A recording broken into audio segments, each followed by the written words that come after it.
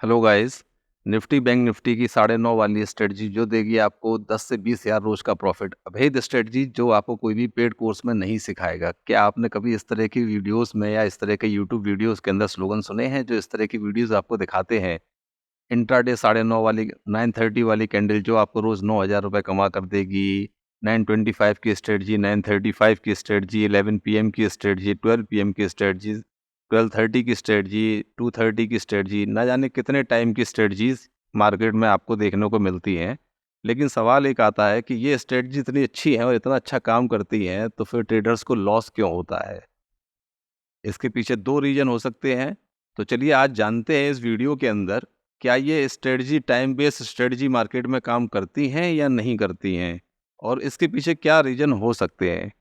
नमस्कार दोस्तों, मेरा नाम है उज्ज्वल। स्वागत है आप सभी का फिर से एक बार मेरे चैनल ग्लोबल ट्रेडिंग अकेडमी में। और आज मैं आप सबसे बात कर रहा हूँ टाइम बेस्ड स्ट्रेटजी के ऊपर कि मार्केट में अच्छे से काम करती हैं या नहीं करती हैं। तो इनको देखने के लिए सबसे पहले हम लोग चलते हैं चार्ट के ऊपर और चार्ट के ऊपर चल के देखते हैं कि क्या स्ट्रेटजी काम करती हैं या नहीं करती हैं। तो चलिए मैं सबसे पहले चार्ट के ऊपर चलता हूँ। तो दोस्तों अभी हम लोग आ चुके हैं सबसे पहले चार्ट के ऊपर। मैं यहाँ पर निफ्टी का चार्ट लगा लेता हूँ 5 मिनट टाइम फ्रेम का। और ये आपको दिख रहा होगा यहाँ पे 9:30 9 5 मिनट टाइम फ्रेम का चार्ट लगा हुआ है निफ्टी का। और आप यहाँ पर देख सकते हैं कि हर बार 9:30 की कैंडल आपको हमेशा अलग मिलेगी। चलिए यहाँ से मार्क करता हूँ, पहली कैंडल 9:30 की आपको ये देखने के लिए मिल रही है। मैं इसको एरो से मार्क करता हूँ, ज़्यादा बेहतर रहेगा। 9:50 टू 9:30 वाली कैंडल ये रही। यहाँ पर आप देखेंगे तो आपको ये दूसरी कैंडल दिखाई पड़ेगी। तो आप हर बार पिछले चार्ट में जाके कहीं भी देख सकते हैं, क्योंकि बिना बैक टेस्ट के कोई भी स्ट्रेटजी काम नहीं करती। तो आप पिछले चार्ट में जाके कहीं भी देख सकते हैं कि 9:30 9:45 पे हर बार आपको कैंडल कुछ अलग ही मिलेगी। तो कैंडल बेस्ड स्ट्रेटजी आप कैसे बना सकते हैं? मुझे समझ तो कोई भी स्ट्रेटजी काम करेगी या नहीं करेगी, वो 4 चीज़ों पर डिपेंड करता है। सबसे पहले तो उसका लॉजिक, क्या वो स्ट्रेटजी ठीक से काम करती है या नहीं करती है। एंट्री कंडीशन, स्टॉप लॉस की कंडीशन, और लास्ट में आता है आपका टारगेट की कंडीशन। तो कई सारे लोग आपको देखने को मिलेगा जो आपको यहाँ से ऐसे बाई होगा या सेल होगा, इस तरह की स्ट्रेटजी आपको बना के देते हैं। लेकिन आप ये देखिए कि क्या उसके पीछे कोई लॉजिक है। जब किसी भी ट्रेडर ने आपको कोई स्ट्रेटजी यूट्यूब के ऊपर बताई है, तो क्या उसके अंदर कोई लॉजिक है? क्या वो बाई साइड की स्ट्रेटजी आपको दे रहा है या सेल साइड की स्ट्रेटजी आपको दे रहा है? अगर आपको बाई साइड की दे रहा है तो फिर लॉन्ग कर रहे हैं आप, और लॉन्ग करने के लिए मार्केट का ट्रेंड कैसा है? बहुत सारी चीज़ें, बहुत सारे पैरामीटर ऐसे होते हैं मार्केट मार्केट के अंदर जो आपको देखने चाहिए। लेकिन आजकल टाइम बेस्ड स्ट्रेटजी के नाम पे कुछ भी मार्केट में लोग यूट्यूब के ऊपर आके बता दे रहे हैं। तो मुझे लगता नहीं ये सब चीज़ सही होनी चाहिए या ऐसा होना चाहिए। तो चलिए हम लोग इसको जानते हैं ठीक तरीके से कि मार्केट के अंदर जब आप ट्रेड करते हैं तो आपको क्या-क्या चीज़ों की ज़रूरत पड़ती है। हमेशा एक फ़ॉर्मूला अपने पास आप याद रखिएगा, CEST। C stand for condition, E stand for entry, S stand for stop loss, और टी से तो सभी को पता होता है टारगेट। तो अगर ये 4 कंडीशन वो कोई भी स्ट्रेटजी मैच कर रही है, तो आप उस स्ट्रेटजी का बेस्ट टेस्ट कर सकते हैं। अदरवाइज़ उस स्ट्रेटजी में इंटरेस्ट लेने में कोई भी आपको इंटरेस्ट नहीं आना चाहिए। तो चलिए मैं इसको डिलीट करता हूँ, फिर से एक बार देख लेते हैं हम लोग। कौन-कौन सी चीज़ें बताई मैंने आपको सबसे पहले बताया कंडीशन।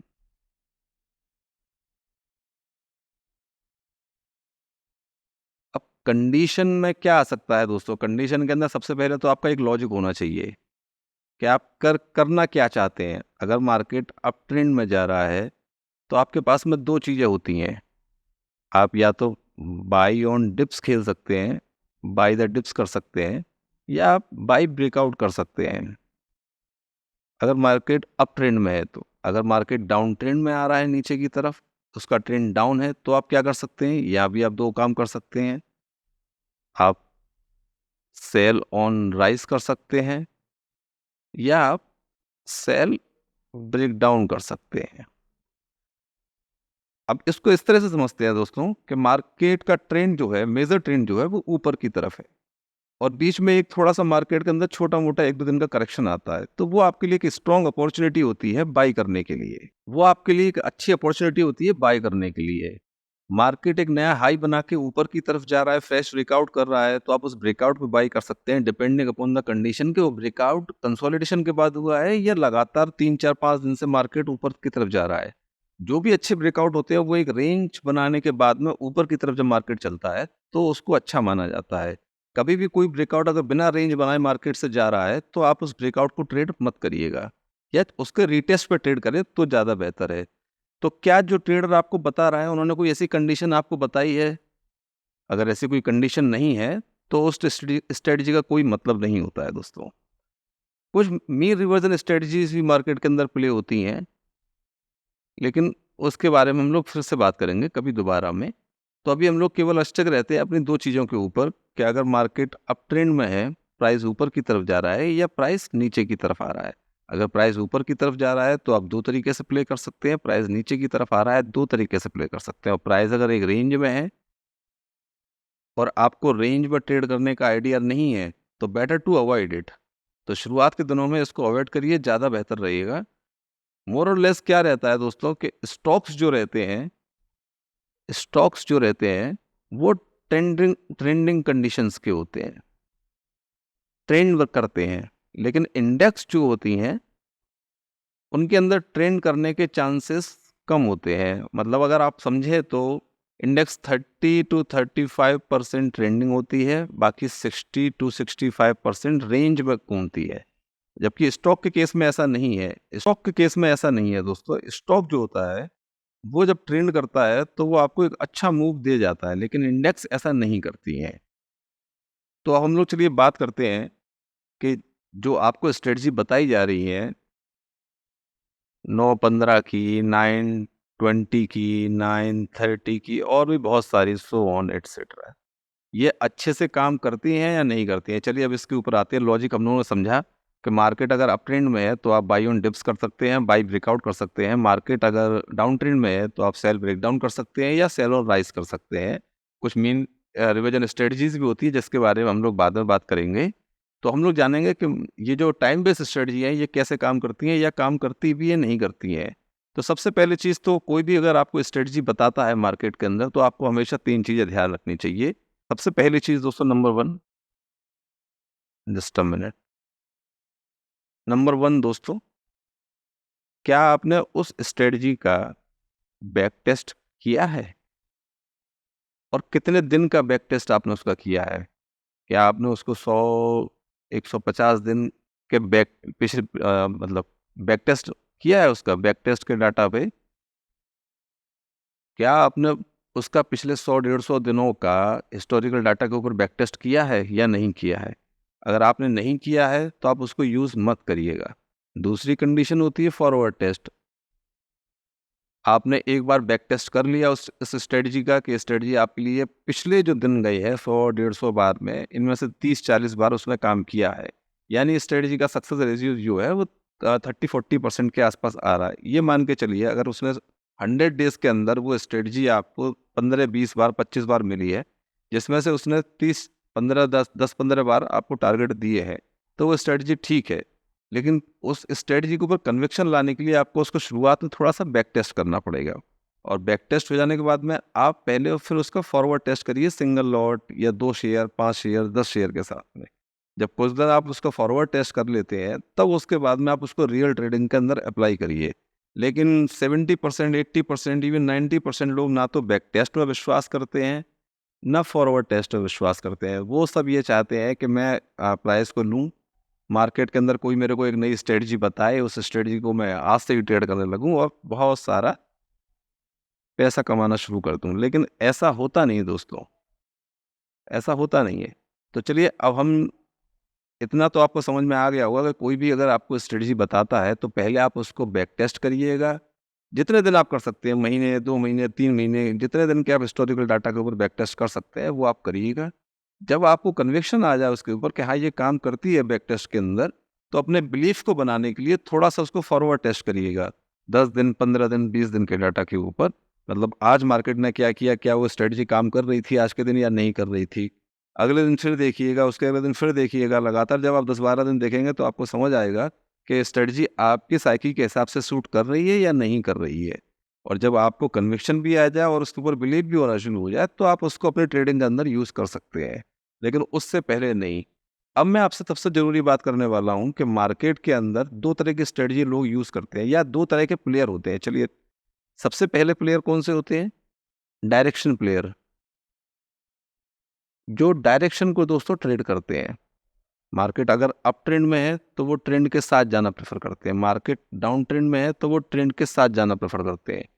दूसरी एक कम्युनिटी होती है जो आजकल ऑप्शन सेलिंग के अंदर खासकर आ गई है, उन्हें बोलते हैं नॉन डायरेक्शनल प्लेयर या टाइम बेस्ड ट्रेडर। ये लोग क्या करते हैं दोस्तों, जो टाइम बेस्ड ट्रेडर रहते हैं या नॉन डायरेक्शनल ट्रेडर रहते हैं, ये दोनों तरफ के ऑप्शन सेल करके बैठे हुए होते हैं। तो इनको जितना प्राइस टाइम डिके करेगा, थीटा डिके करेगा, उतना इनका प्रॉफिट बढ़ता है। लेकिन डायरेक्शनल ट्रेडर के केस में ऐसा नहीं है, क्योंकि प्राइस जो है दोस्तों, मार्केट जो है वो चलता है सेंटीमेंट्स के ऊपर।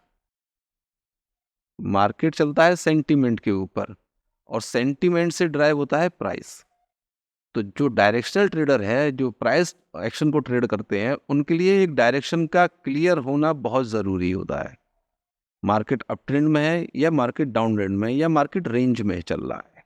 अगर रेंज में चल रहा है तो वो बाउंड्री से बाई और सेल करने की कोशिश करते हैं।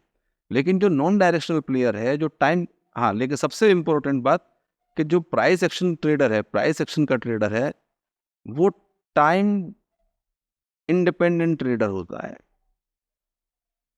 टाइम इंडिपेंडेंट ट्रेडर होता है। इसके लिए टाइम से मतलब नहीं है कि वो 9:20 की कैंडल हो, 9:25 की कैंडल हो, 9:30 की कैंडल हो। अगर इसको एक अच्छी बुलिश इंगल्फ मिलेगी किसी सपोर्ट के ऊपर तो ये बाई करेगा। अगर इसको एक हैमर मिलेगा किसी सपोर्ट के ऊपर तो ये बाई करेगा। अगर इसको किसी कोई हैमर मिलेगा, शूटिंग स्टार मिलेगा किसी रेजिस्टेंस के ऊपर तो ये सेल करेगा। तो price action trader time dependent trader नहीं होता है दोस्तों। लेकिन जो नॉन डायरेक्शनल ट्रेडर है, वो टाइम डिपेंडेंट ट्रेडर होता है। वो सुबह आएगा,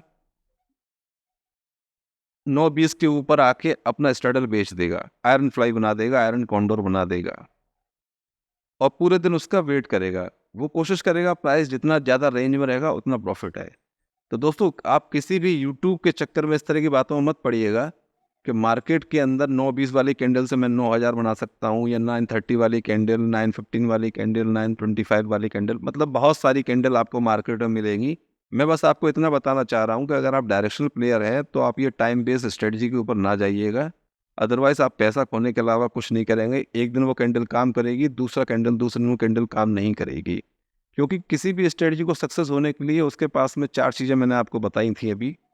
CEST, कंडीशन। कंडीशन के अंदर बहुत सारी कंडीशन आती हैं। एंट्री की कंडीशन आएगी इसके अंदर, स्टॉप लॉस की कंडीशन आएगी इसके अंदर और टारगेट की कंडीशन आएगी इसके अंदर। लेकिन सबसे ज़रूरी बात यह है दोस्तों कि ये सारी की सारी कंडीशन जो है वो ऑब्जेक्टिव होनी चाहिए। ऑब्जेक्टिव से दोस्तों मेरा मतलब है कि जिनको आप टिक कर सकें। जैसे एक स्ट्रेटजी मान के चलते हैं कि प्राइस डेली टाइम फ्रेम के ऊपर अप ट्रेंड के अंदर जा रहा है, तो जब प्राइस अप ट्रेंड में होगा, RSI डेली टाइम फ्रेम के अंदर 60 के ऊपर होगी, तब मैं बाई करूंगा। जब 5 मिनट, तो छोटे टाइम फ्रेम में मैं बाई करूंगा जब 5 मिनट में RSI दोबारा से 60 के ऊपर जाएगी। यानी मैं क्या कर रहा हूँ, मैं कोशिश कर रहा हूँ प्राइस जब अप ट्रेंड में है, उसमें कोई छोटा करेक्शन आता है, वहां से जब प्राइस घूमता है ऊपर की तरफ, तो मैं उस घूमने के साथ में बाई करने की कोशिश कर रहा हूँ। यानी मैं बाई ऑन डिप्स कर रहा हूँ। दूसरी स्ट्रेटजी में टेस्ट कर सकता हूं कि प्राइस बॉलिंजर बैंड को चैलेंज होकर ऊपर की तरफ जाना शुरू करेगा किसी भी टाइम फ्रेम के अंदर, छोटे time frame 5 minute, 15 minute, hourly में, और डेली के अंदर अप ट्रेंड में है, तो मैं उसको बाई करूंगा। तो मैं यहाँ क्या कर रहा हूँ, मैं यहाँ बॉलिंजर बैंड का एक्सपेंशन में बाई कर रहा हूँ, यानी कि वॉलेटिलिटी का एक्सपेंशन हो रहा है, तब मैं बाई करने की कोशिश कर रहा हूँ। यानी उसमें मेरी कंडीशन क्या होगी, मैं बाई ब्रेकआउट करने की कोशिश कर। यही सेम कंडीशन दोस्तों सेल के साइड में भी होती है कि आप सेल की कंडीशन में भी ऐसा ही करके चल सकते हैं, लेकिन टाइम के हिसाब से नहीं कि 9:20 के अंदर ब्रेकआउट होगा या 9:15 वाली कैंडल ऐसी बनेगी बड़ी, उसके बाद एक छोटी सी कैंडल आती है, फिर प्राइस नीचे आता है। इन सब से कोई फर्क नहीं पड़ता है। तो मेरा ऑब्जेक्टिव केवल इतना ही था आपको इस वीडियो में बताने का कि टाइम के हिसाब से प्राइस नहीं चलता, प्राइस सेंटीमेंट के हिसाब से चलता है। तो आप सेंटीमेंट देखते हुए बाई और सेल करिए, ना कि टाइम देखते हुए। थैंक यू वेरी मच दोस्तों इस वीडियो को देखने के लिए। अगर आपको ये वीडियो पसंद आई हो तो प्लीज़ चैनल को सब्सक्राइब करिएगा और इस वीडियो को लाइक करिएगा। Thank you very much.